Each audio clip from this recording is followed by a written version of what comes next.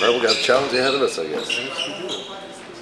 How do you defeat this challenge? How do you guys overcome it? What must you do better to finally get a win? Play hard, take the challenge.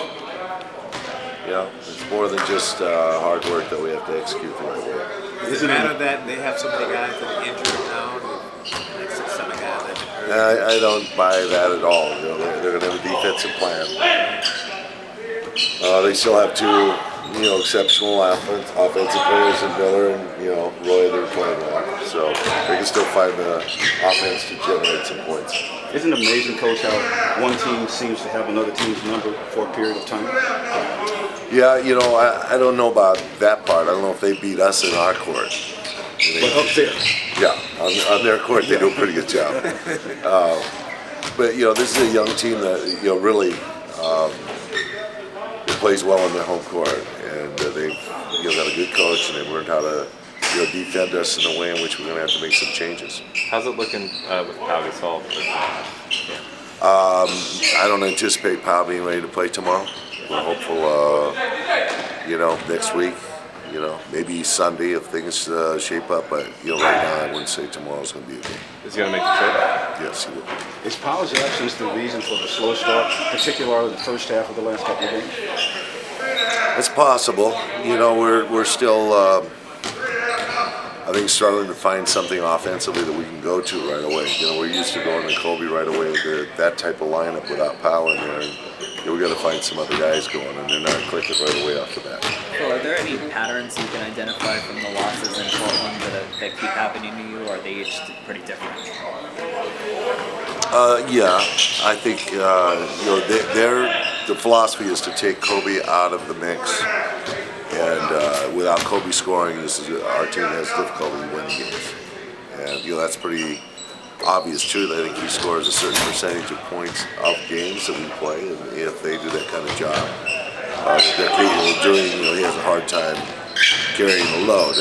They high side, they rotate, they front.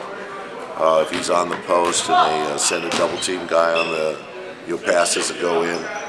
So they've developed a strategy that's pretty effective. Is he still adjusting to the thing? It looks like the time last night. No, he re-injured it the other night. I don't think it's an adjustment. I think he just re-injured it. Is this a driving thing with him? That just a period of minutes of time where it's painful for him? He has to kind of wait for the pain to go away? You have to ask him that question. I think I'd rather not explain that to you.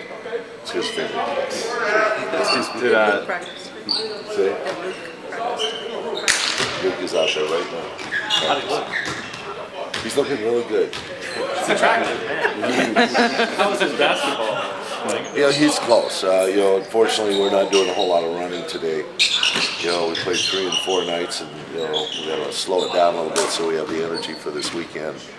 But he's. Next week we hope he's going to be on the court practicing full out.